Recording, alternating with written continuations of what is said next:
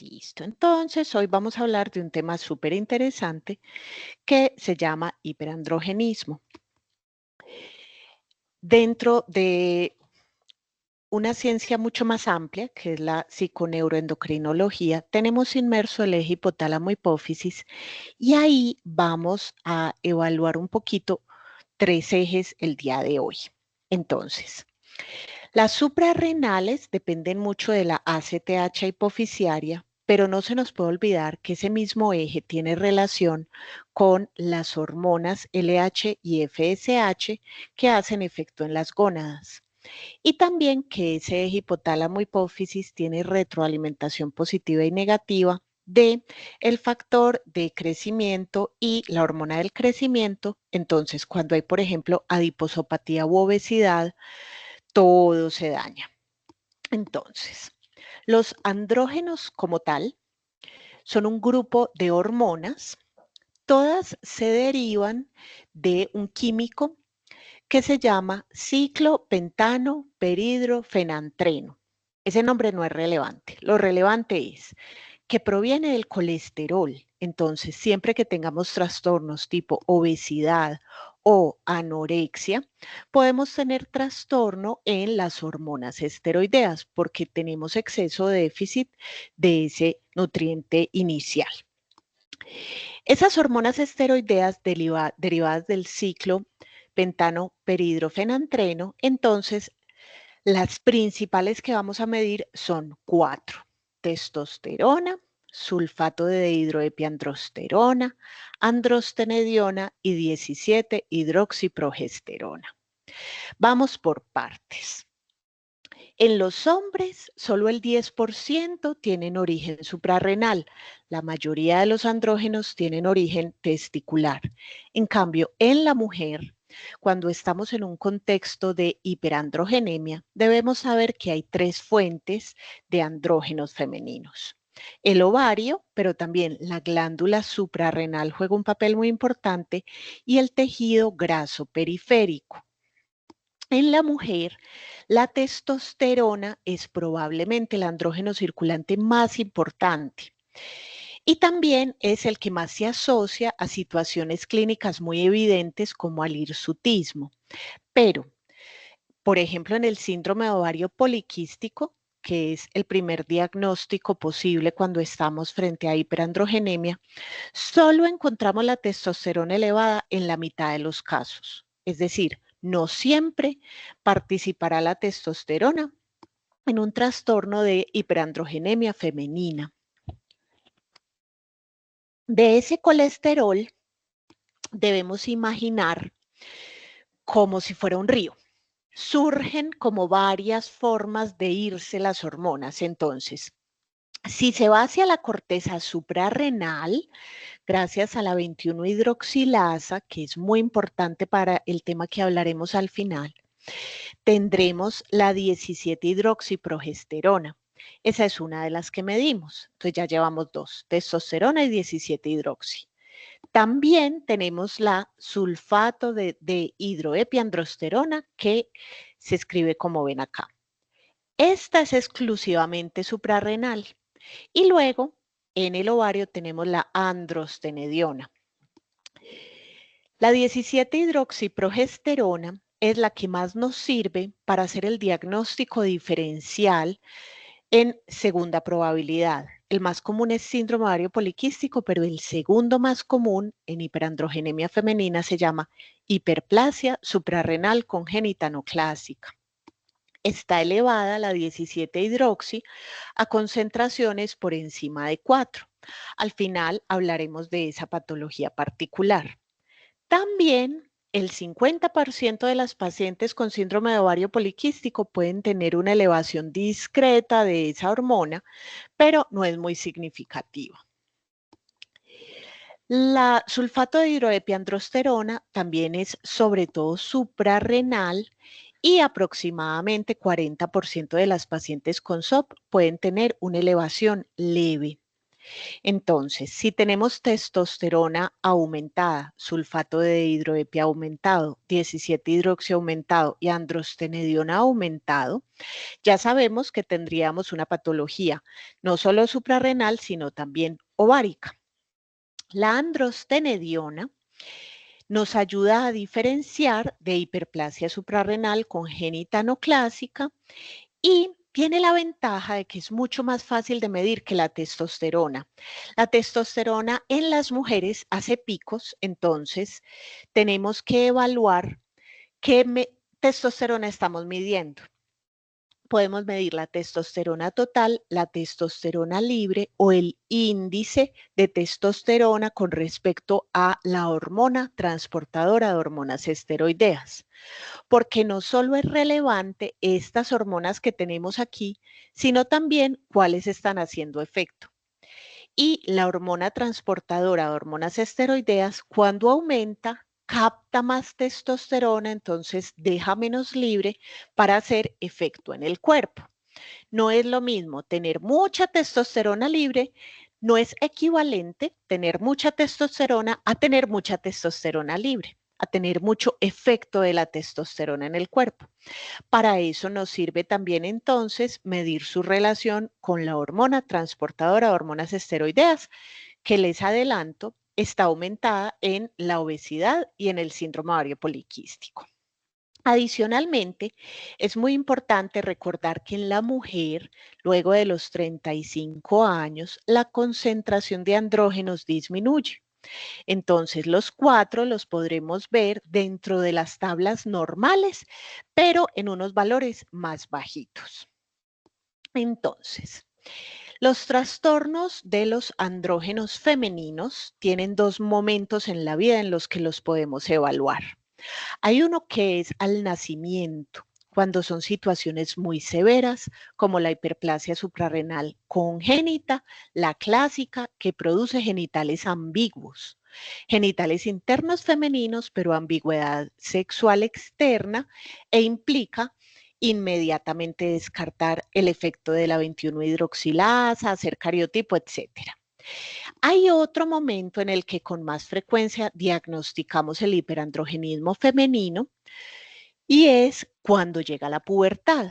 Cuando llega la pubertad tenemos los efectos de los andrógenos y algo que nos ayuda mucho, que es la ovulación y la menstruación, que es algo similar a un síntoma que está presentando la paciente. Entonces, si a la elevación de los andrógenos le sumamos que la ovulación no está ocurriendo de forma regular, es durante la pubertad que podremos identificar el síndrome de ovario poliquístico o situaciones como la hiperplasia suprarrenal congénita no clásica. Cuando hablamos de hiperandrogenismo, debemos diferenciar dos palabras. Hiperandrogenemia es que medimos esos cuatro andrógenos y da elevado. Hiperandrogenismo es que ya hay cambios en el cuerpo de la mujer, hirsutismo, acné, alopecia. Ojalá no llegáramos a estudiar el hiperandrogenismo, sino la hiperandrogenemia. Es decir, ojalá ante sospechas por sobrepeso, por mala alimentación, por signos puberales tempranos, por irregularidad menstrual, porque sabemos que la paciente está expuesta a disruptores endocrinos, midiéramos esos cuatro andrógenos y nos diéramos cuenta de las alteraciones antes de que haya secuelas en el cuerpo de la paciente, porque la virilización, por ejemplo, cuando ya ocurre el vello o las cicatrices que puede dejar el acné o la acantosis nigricans o la adiposidad central son muy difíciles de revertir. Entonces, el hiperandrogenismo lo podemos identificar muy tempranamente como hiperandrogenemia. Ahorita vamos a ver cómo llegamos a estas dos situaciones. Usualmente, la principal causa de hiperandrogenemia en la mujer es el síndrome ovario poliquístico. Y la segunda causa es la hiperplasia suprarrenal congénita no clásica. Vamos a hablar un poquito de ambas. Cuando tenemos valores excesivamente altos de andrógenos, no es ninguna de las dos. Hay que buscar un tumor productor de andrógenos virilizante. Y ahí la clínica es mucho más florida y el avance es mucho más rápido. Entonces, cuando una paciente consulta por clínica de hiperandrogenemia, lo que ya dijimos, hirsutismo, acné, alopecia, u ojalá antes de eso, porque nota que está aumentando de peso, aumentando el perímetro abdominal, porque una niña tiene olor apocrino cuando llega del colegio, porque empezó los ciclos y tiene ciclos muy regulares. Debemos inicialmente hacer una historia clínica muy detallada. Es fundamental identificar el motivo de consulta para poderle resolver a la paciente su preocupación. Es cierto que debemos hacer un manejo integral de todos los riesgos que conlleva la hiperandrogenemia y el síndrome ovario poliquístico, pero sobre todo debemos dar respuesta a su preocupación. Si su preocupación es lograr un embarazo, enfocarnos en eso. Si su preocupación es estética, darle respuesta a eso, porque es lo que la llevó a consultar y lo que más le está afectando su calidad de vida en el momento.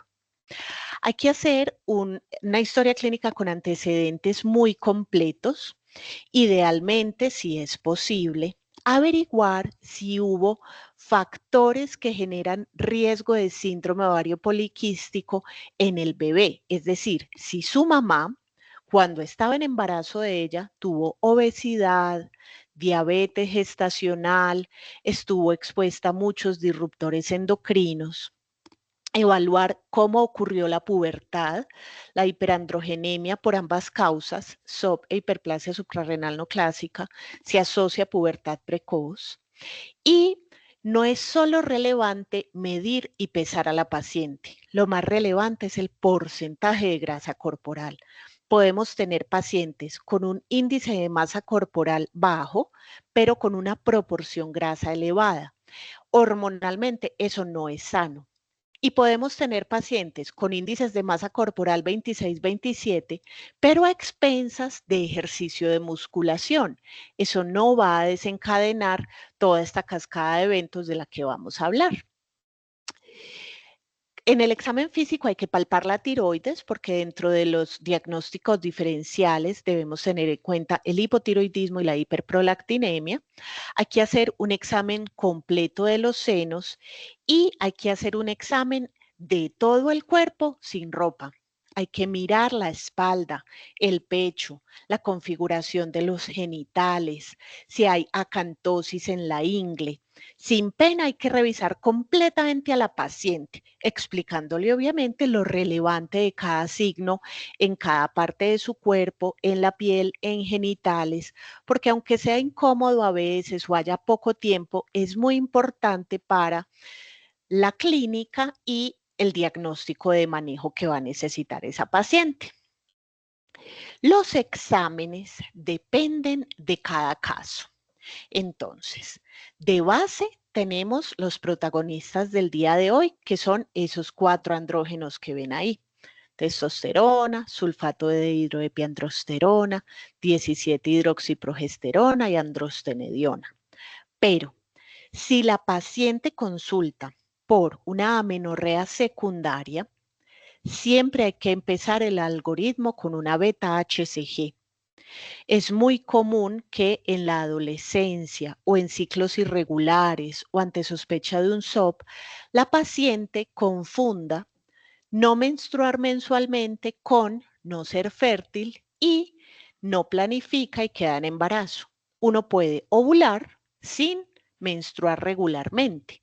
Entonces, siempre hay que hacer una beta-HCG cuantitativa. Adicionalmente, recordemos que esos 4 andrógenos no se mandan solos, están dentro de ese gran eje hipotálamo, hipófisis, suprarrenal y gonadal, entonces es muy importante evaluar la LH y la FSH y los diagnósticos diferenciales de hipotiroidismo e hiperprolactinemia. No solo vamos a evaluar los valores, sino también la relación que tienen esas hormonas entre sí. Por eso es muy importante que particularmente estas dos, la LH y la FSH, si la paciente está menstruando, sean realizadas del día 3 a 5 de iniciado el ciclo. Si tenemos una paciente que no ha tenido relaciones, ni se ha puesto copa menstrual ni tampón y le va a molestar el transductor vaginal, no nos sirve hacer una ecografía pélvica con vejiga llena para la cuantificación de los folículos ováricos. Es la ecografía transvaginal la que nos permite evaluar los ovarios. Si tenemos una niña preadolescente o muy pequeña, una ecografía con vejiga llena nos ayudaría a descartar, por ejemplo, un tumor de ovario, pero no nos ayudaría a ver el detalle de si tenemos un ovario con las características de los criterios de Rotterdam que vamos a ver más adelante. Y también podemos estar frente a una paciente que consultó muy tarde. Entonces, una paciente que tiene hiperandrogenemia, síndrome ovario poliquístico o hiperplasia suprarrenal congénita no clásica hace 30 años y no se ha tratado, puede que ya tenga una obesidad mórbida, puede que ya tenga dislipidemia, hipertensión, diabetes, hiperplasia endometrial. Entonces, dependiendo de lo crónico de la patología, también debemos evaluar endometrio y riesgo cardiovascular. Estas que ven de ladito son exámenes más específicos que usualmente se piden de segunda línea cuando vemos que está muy alterada la evaluación inicial. Dentro de ese hiperandrogenismo, entonces, lo primero que debemos pensar es en el síndrome de ovario poliquístico. El 10% de las mujeres desarrollarán este trastorno. No es una enfermedad del ovario, está mal nombrado. Tristemente, debería tener un nombre algo así como síndrome neuroendocrino metabólico de la mujer. Hay algunos que dicen, por ejemplo, hiperandrogenismo ovárico funcional. Hay otros que llaman a esta situación anovulación crónica hiperandrogénica, porque no es un quiste del ovario, ni son varios quistes del ovario, ni es una enfermedad del ovario. Es una enfermedad del cerebro, del metabolismo, de las suprarrenales y del ovario. Entonces, no se sabe por dónde cada paciente entra a un círculo vicioso. Si pensamos de arriba hacia abajo, entonces puede entrar por lo que llamamos disfunción LH. Es una disfunción neuroendocrina en la que ocurre hipersecreción de hormona luteinizante. También podemos entrar a este círculo vicioso por un trastorno metabólico asociado a aumento del porcentaje de grasa corporal, aumento del perímetro abdominal y adiposopatía, que termina en resistencia a la insulina. Y también podemos tener un problema de esteroidogénesis, o sea, de secreción anormal de hormonas esteroideas, los 4 andrógenos que hemos mencionado, y como síntoma adicional, que la ovulación no sea regular. Pero esa disfunción folicular, esa disfunción en la ovulación en los ovarios, no es lo más relevante. Entonces, así como no decimos síndrome que da acné, no deberíamos decir síndrome ovario poliquístico, porque es solo una parte de ese gran contexto neuroendocrino metabólico que altera la fisiología de la paciente. Cuando sospechamos un síndrome de ovario poliquístico, la sospecha es clínica, pero debe ser confirmada bioquímicamente y con ecografía. La paciente puede tener oligo o amenorrea. Si tiene amenorrea secundaria, es decir, le faltan más de 3 ciclos, o si entra en amenorrea, más la hiperandrogenemia. Esos son 2 de los criterios que necesitamos para el diagnóstico, pero no es lo único. No nos podemos quedar solo con clínica. Hay muchas situaciones que pueden generar amenorrea secundaria y situaciones de hiperandrogenemia. Como ven acá hay millones de enfermedades. Entonces, la confirmación bioquímica y ecográfica es muy importante. Las hormonas que ya les mencioné, más dos cosas que no les he contado. Primero, la relación LH-FSH debe ser el doble de FSH sobre la LH.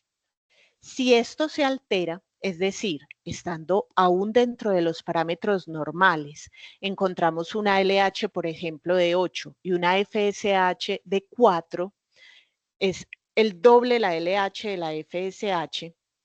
Eso es un marcador que nos ayuda a guiar el diagnóstico en el 60% de las pacientes. Y el otro marcador que se ha propuesto como indicador de hipertecosis ovárica es la que llamamos hormona antimuleriana. Puede estar falsamente aumentada en las pacientes que tienen síndrome de ovario poliquístico y se hace la evaluación de qué tantos folículos tienen para lograr embarazarse. Entonces, aunque es una hormona que se usaba más en subfertilidad, se ha visto que hay cierta acción para el diagnóstico, para la confirmación bioquímica del síndrome de ovario poliquístico. Siempre, tristemente, en nuestro país, a la edad que sea, tenemos que empezar con una prueba de embarazo. Y ojo, cuando hablamos de una hiperandrogenemia, en el SOP es una hiperandrogenemia leve, no están demasiado aumentados. Y sobre todo, los andrógenos en este caso no están aumentados a expensas de la 17 hidroxiprogesterona. Devolvámonos un tris. Si la principal en la hiperandrogenemia es la 17 hidroxi, recuerden que el principal sospechoso de esa enfermedad se llama 21 hidroxilasa. Si lo que encontramos es androstenediona ligeramente elevada, sulfato de dehidro ligeramente elevado y testosterona ligeramente elevada, entonces ahí sí podremos pensar en un síndrome ovario poliquístico. En el caso contrario, cuando la protagonista principal sea la 17 hidroxi, vamos a pensar en la hiperplasia suprarrenal congénita no clásica. Hay momentos de reto particular en el diagnóstico clínico, bioquímico y ecográfico del síndrome de ovario poliquístico. Entre ellos es el momento que ocurre entre la primera menarca y los 3 años posmenarca, porque ahí las pacientes pueden tener ovarios de morfología multifolicular. No necesariamente eso constituye un síndrome de ovario poliquístico y pueden tener periodos de anovulación e irregularidad. Eso tampoco constituye un diagnóstico de ovario poliquístico. Entonces, para sospechar síndrome de ovario poliquístico en las adolescentes, lo que más nos guía es el hiperandrogenismo y ojalá la hiperandrogenemia. O sea, ojalá todavía no tener cambios clínicos en la paciente, sino que bioquímicamente lo identifiquemos antes de que la paciente tenga secuelas. Cuando una paciente tiene hiperandrogenismo, se nos debe prender el bombillito de síndrome ovario poliquístico, pero debemos recordar que el hirsutismo tiene muchas causas. Entonces, si hacemos una historia clínica y un examen físico minuciosos, sabremos si la paciente, por ejemplo, tiene algún medicamento o alguna otra causa que explique su hirsutismo. El hirsutismo lo debe puntuar la paciente misma. Esta escala se llama Ferriman-Gallwey y es una escala internacional, pero el valor se modifica de acuerdo a donde la apliquemos. Para las asiáticas, 6 o menos es lo normal. Para las colombianas, 7 o menos es lo normal, pero hay otros lugares del mundo donde se permite un Ferriman de hasta 8. ¿Por qué les digo la paciente se lo debe puntuar? Porque culturalmente llegamos a la cita médica afeitadas. Entonces, si la paciente no se hubiera afeitado para venir hoy a la cita, si nunca se hubiera hecho láser, ella misma debe decirnos qué tanto pelo tendría en estas zonas del cuerpo y no debemos referirnos a esto como pelo de distribución masculina.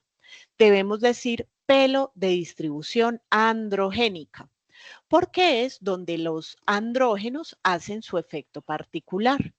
También el acné androgénico es muy característico en esta zona de la barbilla, en el pecho y en la espalda. Entonces, se han propuesto muchos criterios para saber cuándo estamos frente a este síndrome neuroendocrino metabólico.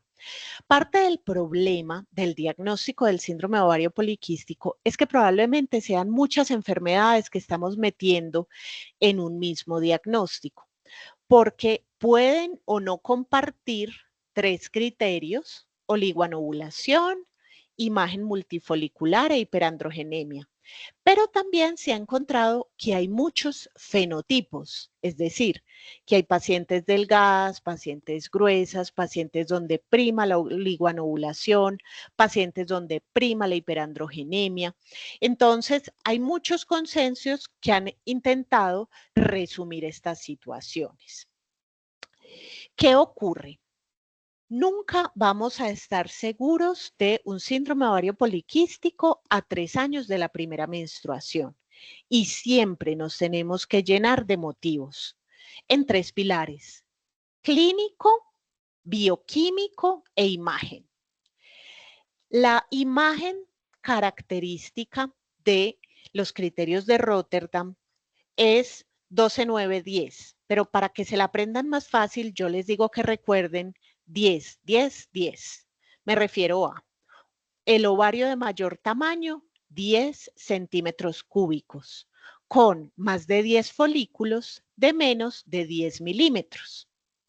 Así, estamos frente a un ovario multifolicular. No tiene nada que ver con los quistes hemorrágicos, los quistes por endometriosis, los quistes dermoides. Estos ovarios se ven multifoliculares. Se quedan los folículos como en la mitad del camino de la estimulación previa a la ovulación. Estas pacientes no suelen ovular 13 veces al año, sino de 5 a 8.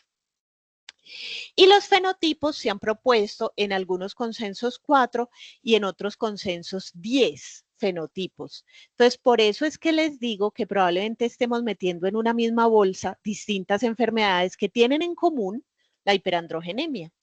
Porque fíjense que hay muchas formas de presentarse esa mezcla de otras cosas: oligoanovulación, imagen folicular. Ese síndrome neuroendocrino metabólico genera un círculo vicioso del que es muy difícil salir. ¿Por qué? Hay disfunción hipotalámica, exceso de LH, el exceso de LH va a generar oligoanovulación, la oligoanovulación va a generar hipertecosis, que va a generar un estado estropersistente, el hiperandrogenismo va a empeorar el aumento de la LH, va a generar resistencia a la insulina, la obesidad va a empeorar la resistencia a la insulina, la resistencia a la insulina también va a empeorar la relación LH-FSH. Entonces, entre ellos se contribuyen. Solo los andrógenos elevados, por ejemplo, disminuyen la globulina fijadora de hormonas sexuales, entonces aumentan la testosterona libre. Aumentan la hormona antimuleriana, disminuye el factor de crecimiento insulínico, aumenta la LH, entonces aumenta el estradiol, aumenta la resistencia a la insulina, el estrés oxidativo y la inflamación. Eso solo es de puntico que vimos acá, pero entre ellos todos se empeoran. La resistencia a la insulina también, por ejemplo, empeora la hiperandrogenemia. Entonces, es un círculo vicioso que contribuye a que la paciente persista en ese desbalance hormonal.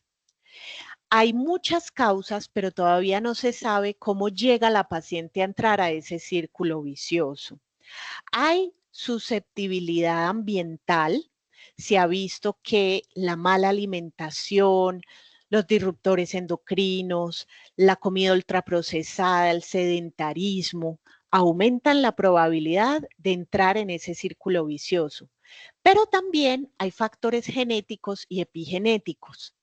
Y eso constituye un reto para el diagnóstico porque las pacientes, característicamente en endometriosis también, las pacientes de SOP y de endometriosis vienen de familias que a veces tienen la misma patología, entonces tenemos que ser muy detallistas, detallados en la historia clínica. No es preguntarle, ¿sus ciclos son normales? Porque no sabemos ella qué considera normal. Puede que ella considere normal los ciclos que han tenido su mamá y su abuela, que es menstruar cada 3 o 4 meses. Hay que preguntar exacto, ¿tú cada cuántos días menstruas? Los ciclos ovulatorios van de 21 a 35 días. Y preguntarle además si no es abundante y si no genera dolor. Porque esos factores genéticos y epigenéticos que entran a la paciente a este círculo vicioso a veces son compartidos con la mamá y la abuela. Entonces, no siempre la paciente identifica a tiempo la hiperandrogenemia y la oligomenorrea. La obesidad juega un papel fundamental, sobre todo en el aumento en el diagnóstico de síndrome ovario poliquístico, porque tenemos una parte de la población que todavía sufre desnutrición, pero otra parte de la población que está sufriendo los efectos de una mala alimentación y poca actividad. Entonces, el 50% de las pacientes con síndrome ovario poliquístico tienen obesidad y es una obesidad característicamente central, androgénica, es decir, un perímetro abdominal aumentado y una relación cintura-cadera alterada, mayor de 0,8, que lo ideal es al contrario. Cuando esta obesidad avanza y la resistencia a la insulina lleva mucho rato, ya podemos ver incluso acantosis nigricans o un aspecto parecido al Cushing o a la acromegalia y no reversa fácilmente. Así como los efectos virilizantes de los andrógenos no reversan fácil, la acantosis, los cambios en el cuello, el perímetro abdominal, son muy difíciles de reversar. Entonces, lo ideal para combatir la obesidad y combatir el síndrome ovario poliquístico sería no llegar a entrar a este círculo vicioso. Desde la infancia, lo ideal es que se evite en niños y adolescentes el estilo de vida sedentario y el consumo de alimentos ultraprocesados. Esto cada vez es más difícil, pero es la única forma de no empezar el problema de estos síndromes metabólicos, que los niños estén protegidos no solo por sus padres, sino también por políticas públicas y por los médicos que los están evaluando. Este círculo vicioso entonces deriva en la vida a múltiples patologías graves, es decir, un síndrome ovario poliquístico, que deberíamos llamar síndrome neuroendocrino metabólico, es una condición que podemos controlar pero no curar y que puede progresar y generar secuelas. De las más graves tenemos riesgo cardiovascular y cáncer de endometrio. ¿Por qué? Como es una adiposopatía, podemos terminar teniendo diabetes, hipertensión, dislipidemia y sus secuelas tipo accidente cerebrovascular, infarto agudo de miocardio, trombosis. Y por el estado hiperestrogénico endometrial, sí crece el endometrio, pero no se descama cíclicamente. No hay oposición de la progesterona que produce el cuerpo lúteo cuando ovulamos con regularidad. Entonces, primero la paciente va a tener hiperplasia endometrial sin atipias con los años, hiperplasia endometrial con atipias y al final de la vida cáncer de endometrio. Las mujeres que a los 50 años tienen cáncer de endometrio probablemente en su juventud tuvieron ciclos irregulares, obesidad o tabaquismo. Esos son los principales riesgos para desarrollar ese tipo de cáncer. Entonces, la hiperandrogenemia no solo debemos tratarla porque la paciente quiera no tener hiperandrogenismo o porque la paciente quiera, por ejemplo, lograr un embarazo. Esos son motivos de consulta muy válidos que tenemos que atender. Pero también debemos explicarle que para toda la vida la adiposopatía, la dieta, el ejercicio son fundamentales. No producir endometrio, descamarlo mensualmente, controlar su riesgo cardiovascular, porque no queremos que luego se derive en esas complicaciones. Cuando tenemos hiperandrogenismo y disfunción ovulatoria, entonces, luego de un examen físico completo, una historia clínica completa, la idea es proponerle a esa paciente un manejo. Esa paciente puede llegar a solicitar manejo al médico general, al dermatólogo, al internista, a la ginecóloga, y todos están en condiciones de iniciar el manejo. Lo central es alimentación sana y ejercicio de musculación. Luego se debe atender al motivo de consulta de la paciente y en tercer lugar al riesgo cardiovascular y endometrial. Entonces, se hacen los exámenes bioquímicos y ecográficos que necesiten las pacientes y se propone un tratamiento, pero el tratamiento no es uno solo. Cuando hablan de progesterona cíclica es para ver cómo responde el endometrio, pero también van a ver que hablamos de anticonceptivos orales o de antiandrogénicos. En el centro siempre, eso sí es compartido para todas las pacientes, está alimentación y musculación. Luego debemos preguntarle, ¿usted se quiere embarazar o no se quiere embarazar? Si se quiere embarazar, la progesterona cíclica le permitirá descamar endometrio mensualmente, o sea, evitar su riesgo de cáncer de endometrio, pero además puede que necesite inductores de la ovulación. Si no se quiere embarazar, la siguiente pregunta que le vamos a hacer es, ¿usted prefiere menstruar o no? Si prefiere menstruar, los anticonceptivos orales combinados con estrógenos, únicamente en las pacientes que no tengan contraindicación para los estrógenos, nos ayudan a regular los ciclos y también con los efectos androgénicos en la piel, o sea, mejoran el acné y el hirsutismo. Pero ojo, no significa diagnóstico de síndrome ovario poliquístico ante anticonceptivos orales combinados, porque si la paciente se demora en consultar y ya tiene un aumento de su riesgo cardiovascular, le hace diabetes, dislipidemia, obesidad, si a eso le sumamos tabaquismo, la edad, no podemos adicionarle otro riesgo cardiovascular con estrógenos. Esa paciente podría recibir anticonceptivos orales cíclicos solo con progestágenos. Hay progestágenos que también tienen efecto antiandrogénico como los estrógenos, o podríamos ofrecerle progestágenos intrauterinos para que no tenga el efecto sistémico de las progestinas. También podemos ofrecerle antiandrógenos como la ciproterona y la espironolactona.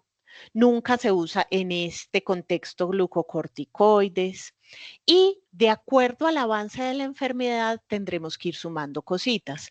Ya tenemos dislipidemia, entonces hay que usar atorvastatina. Ya tenemos diabetes, habrá que manejar la diabetes. La paciente con síndrome ovario poliquístico requiere un manejo multidisciplinario y crónico, es para toda la vida. No es que tenga que tomar pastillas anticonceptivas toda la vida, es que tendrá que controlar su estado hormonal toda la vida. Tendrá buenos momentos en los que no tenga acné y ovule mensualmente y no tenga acumulación de grasa porque está haciendo mucho ejercicio y mucha musculación. Y otros momentos en los que necesite más ayuda farmacológica porque no se controló solo con cambios de estilo de vida. Cuando las pacientes requieren inducción de la ovulación, es muy importante que tengan controlados otros factores de riesgo, como la obesidad, como otras enfermedades que se asocian a enfermedades obstétricas, porque solo el antecedente de síndrome ovario poliquístico aumenta en esa gestante, futura gestante, el riesgo de diabetes gestacional, de trastornos hipertensivos asociados al embarazo, parto pretérmino, restricción de crecimiento intrauterino, entre otros. Entonces, ojalá controlar factores de riesgo iniciales antes de hacer inducciones de la ovulación. Esas pacientes entonces pueden necesitar más o menos medicamentos y esos medicamentos pueden ser periódicos en la vida. Se han ensayado muchas cosas. La metformina no siempre ha dado buenos resultados, el Orlistat tampoco. Ahora está muy en boga el GLP-1, eso depende mucho de si ya tenemos una alteración tipo resistencia a la insulina. Tenemos muchísimas opciones anticonceptivas y distintas combinaciones que al final se las voy a resumir, pero el meollo es, la estrategia que utilicemos debe ir enfocada a lo que la paciente necesite. No es una receta de cocina, no todas tienen acné, no todas tienen anovulación, no todas necesitan planificar. Estas opciones de medicamentos ahorita se las resumo. Y hay novedades, este es un artículo recientico, en la que se está viendo, por ejemplo, la importancia de situaciones adicionales, como controlar el déficit de vitamina D, de vitamina B, el uso de omega 3 en el síndrome de ovario poliquístico, el miuinositol, el uso de canela, de acupuntura, que nos ayudan en ese manejo multidisciplinario. Dentro del síndrome de ovario poliquístico, entonces, 10 minuticos y termino, no se me canse. Tenemos que pensar también en los diagnósticos diferenciales. Cuando hay una hiperandrogenemia excesiva, piensen en tumores productores de andrógenos. Y una hiperandrogenemia que no es leve como en el SOP, piensen en el segundo en frecuencia que se llama hiperplasia suprarrenal congénita no clásica. Esa hiperplasia suprarrenal característicamente, recordemos, eleva la 17-hidroxi y se parece a síndrome ovario poliquístico, pero es mucho más florida la hiperandrogenemia. El 95% de los casos de la hiperplasia suprarrenal congénita ocurre por deficiencia de la 21-hidroxilasa. Recordemos dónde está ubicada en esa cascada de hormonas esteroideas. Y hablamos de no clásica cuando la diagnosticamos en la pubertad. La clásica suele ser más severa y producir genitales ambiguos, entonces tiende a diagnosticarse en la niñez. Aquí el recorderis de la cascada y fíjense que hay mucha más deficiencia de la enzima en la hiperplasia clásica que en la no clásica. Entonces, no estamos hablando de una sola enfermedad, estamos hablando como de un espectro. Cuando es muy severa, se pilla muy fácil al nacer. Cuando es leve, es un poquito más difícil y tenemos que tener más malicia clínica para identificar una hiperplasia suprarrenal congénita no clásica con un déficit parcial de 21-hidroxilasa. Todas las diapositivas tenían su respectivo bibliografía abajo, pero las que no tenían bibliografía es porque las saqué de este libro. Este libro se los puedo enviar. Es reciente, es de este año, es una belleza y resume muchos temas, todos estos verdecitos, todos estos que no tienen abajo en la fuente, es porque salieron de este libro. Particularmente los capítulos de la doctora Eliana y de la doctora Catalina, que hicieron parte de este libro cuando hicieron su especialidad en endocrinología, tienen resúmenes muy al día, muy sencillos, muy chéveres. Si quieren, se los puedo enviar. Este es el resumen que les digo que pueden tener cuando hablamos de anticonceptivos orales combinados. El inicial en desarrollo, porque es muy efectivo para bloquear la LH, es el levonorgestrel, pero luego fueron apareciendo cositas que nos ayudan con la hiperandrogenemia, como la clormadinona y la drospirenona. Aquí un acote, y es que Antes se usaba mucho la ciproterona porque es muy buen antiandrogénico, pero no debemos abusar de la ciproterona.